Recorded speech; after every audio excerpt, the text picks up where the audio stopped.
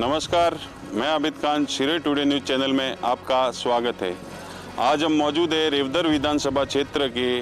भटाना ग्राम पंचायत में, जहां पर हम जानकारी लेंगे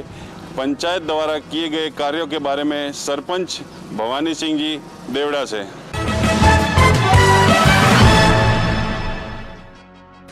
नमस्कार सर, आपका हमारे न्यूज़ चैनल शिरोई टुडे में स्वागत है सर, और हमारी टीम की ओर से भी आपका स्वागत है। सर, हमारा पहला सवाल आपसे सर कि जिस तरह से इस महामारी की वजह से पूरे देश और पूरे विश्व में जिस तरह से अफरा तफरी मची हुई है, और एक तरफ आपके गांव ग्राम पंचायत भटाना के अंदर आज दिन तक एक भी पॉजिटिव नहीं मिल पाया है, सर इसके लिए आपकी क्या कोशिश रही और आपने किस तरह से इस बीमारी को अपने गांव में फैलने से रोका? हमने कोरोना महामारी को लेकर हमारा गांव किसी भी प्रकार से संक्रमित नहीं हो, इसको लेकर के हमने एक जागरूकता अभियान चलाया। जनता कर्फ्यू के एक दिन पहले हमने बोबू प्रचार के माध्यम से मेरे स्वयं के द्वारा गांव के अंदर घूम करके सभी लोगों को घर में रहने के लिए आह्वान किया, और लोगों से सरकार के द्वारा, राजस्थान की सरकार के द्वारा जो भी एडवाइजरी जारी की है उसको लेकर के उनसे उसका पालन करने का आग्रह किया। जनता ने भी हमारा बात को मानते हुए घरों के अंदर रहे। उसके बाद में हम लगातार जागरूक रहे और हमने ये कोशिश की कि किसी भी प्रकार का संक्रमण नहीं फैले, क्योंकि मेरा गांव जो गुजरात सीमा से सटा हुआ गांव था, प्रवासी लोग भी वहां से जो आ रहे थे, लेकिन क्वारंटाइन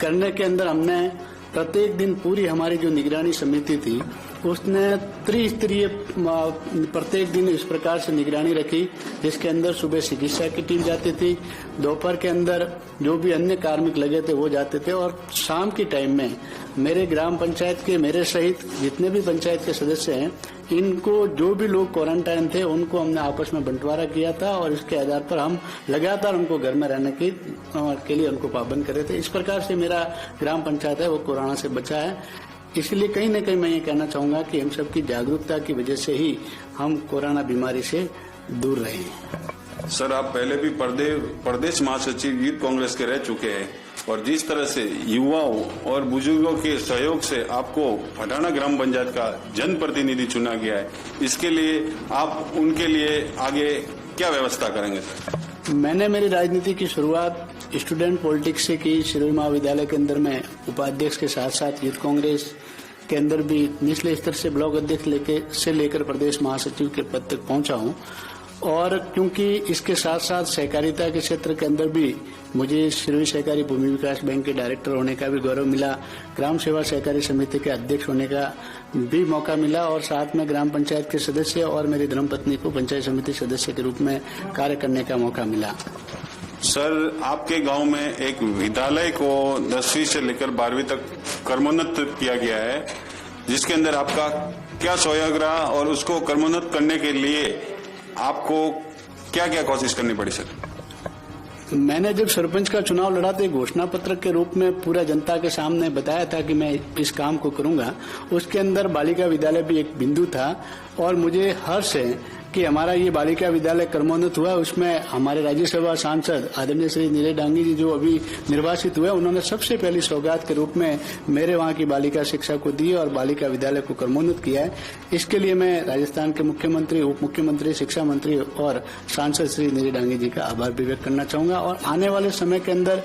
जितने भी मैंने घोषणा पत्र के अंदर जो भी कार्य बताए उनको निश्चित तौर पर पूरे करने की कोशिश करूंगा, और जनता ने जो विश्वास मुझे दिया उस पर खरे उतरने की पूरी कोशिश करूंगा। सर, आप एक जनप्रतिनिधि होने के नाते अपने गांव वालों के लिए जो बच्चे